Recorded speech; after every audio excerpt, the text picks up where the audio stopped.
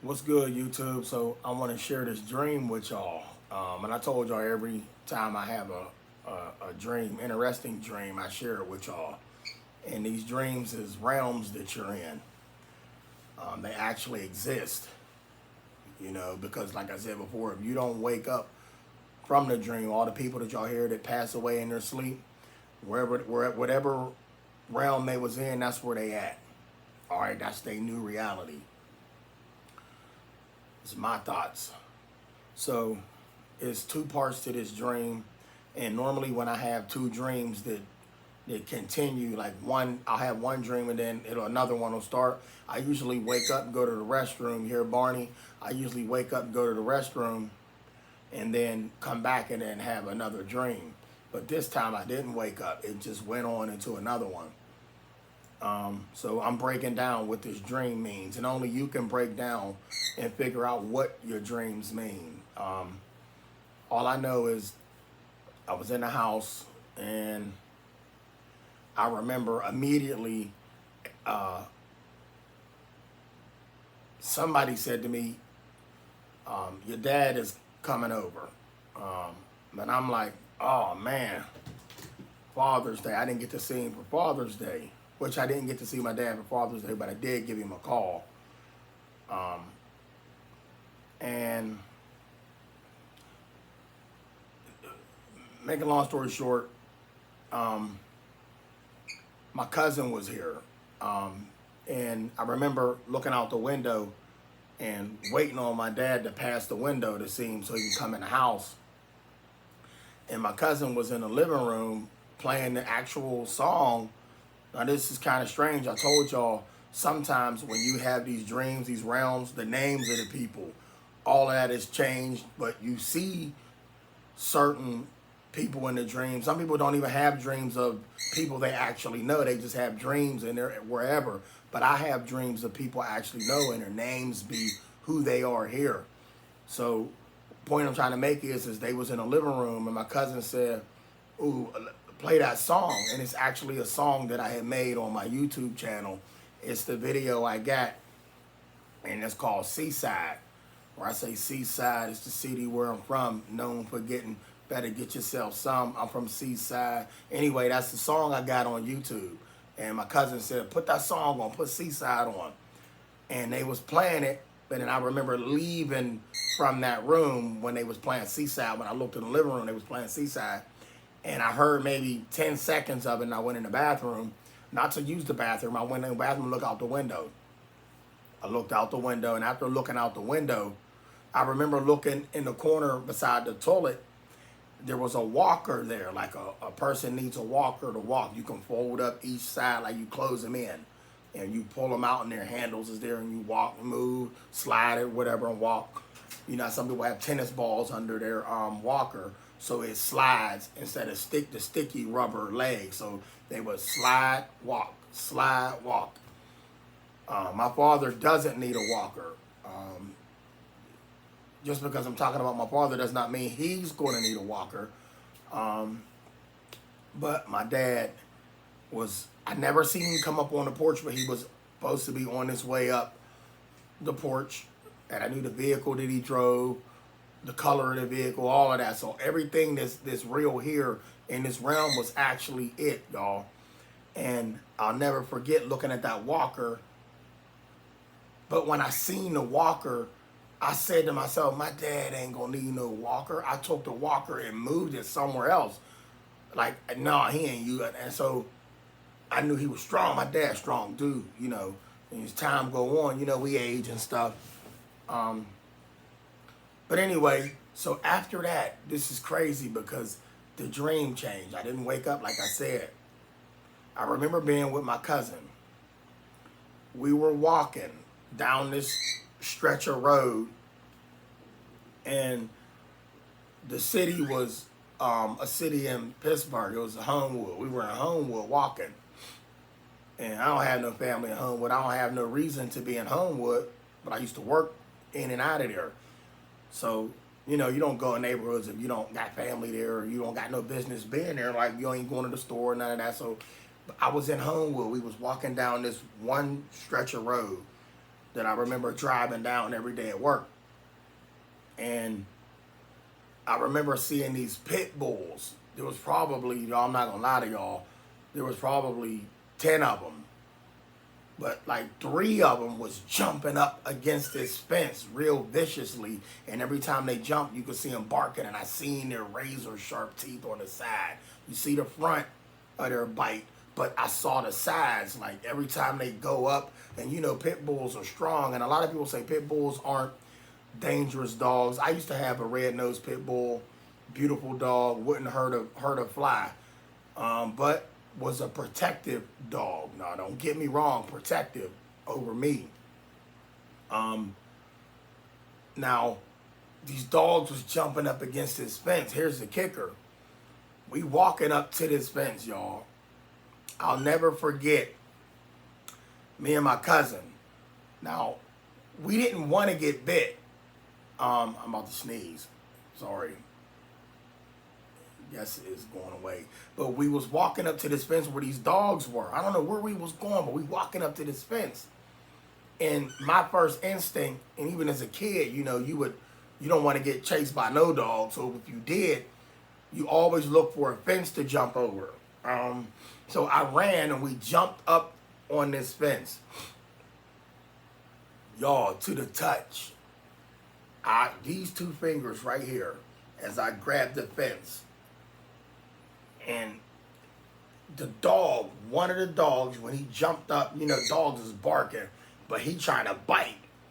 I didn't realize that, but I knew they was vicious because they was growling at us. So these pit bulls probably jumped a good, his hind legs was probably, his feet part was probably elevated 3 feet off the ground. So he was jumping like a canine.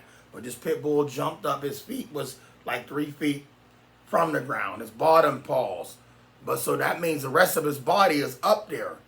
You know, he biting as he trying to catch me. So I stuck my hands in the fence to hold on to it, but I didn't hold on much longer because his teeth got contact with these 2 fingers.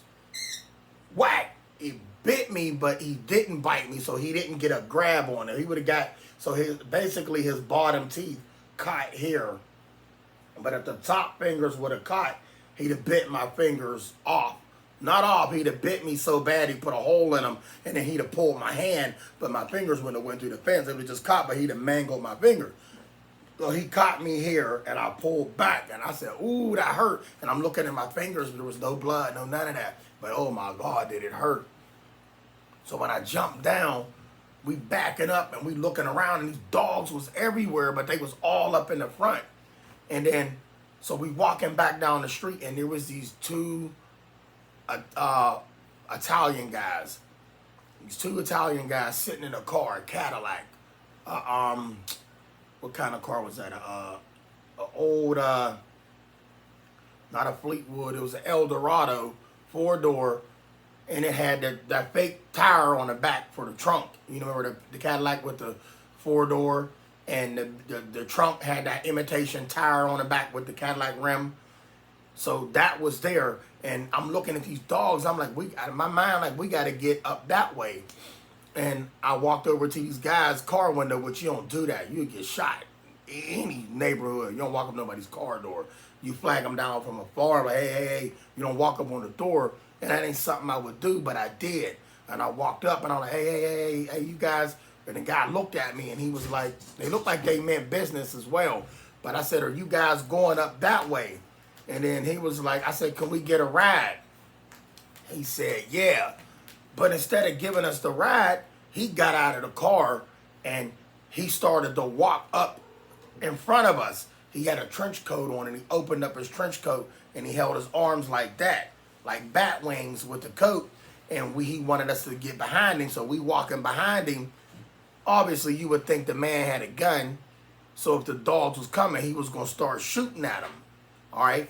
So he walking, and then the closer we got to where we was, where I got my fingers bit, the dogs got aggressive. But here's the kicker. The whole time during that fence, the dogs was jumping up against, while we behind it and on the other side, would they would have went farther to the end, like 6 feet to the other side, to the left, there was no fence. They could have came around. So mentally, these dogs thought they was trapped in the fence, but there was no fence the rest of the way out here. Soon as we got closer with this guy, these dogs come out around the fence, and it was like open season. And he's like, "Get to the car, get in." So we running back to the car, but he wasn't running. He was backing up. I guess he was going to light them up if they came to him.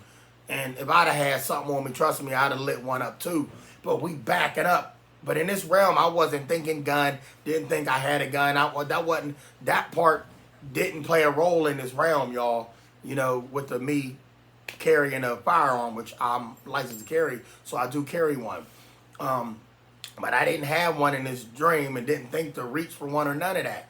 So I'm backing up, and then we turn around and we start running, and then he said, "Get in the car." So me and my cousin go back to the car door. But please explain to me why I didn't get in the back seat. Something told me, what if I get in the back seat?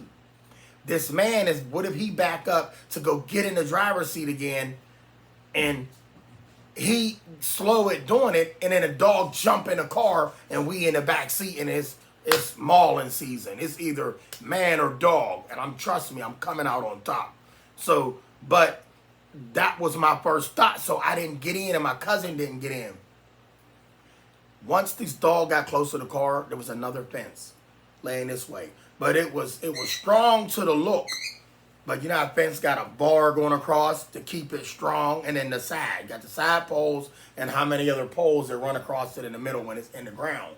All right? But the top has a top rail to make the fence strong so it don't sag. This fence had a strong look to it. About 4 pit bulls came down. And I'm at the end of the fence, and all I could think of was, okay, my last resort. I didn't get in the car. I didn't even think about my cousin. He wasn't thinking about me. I didn't see him no more.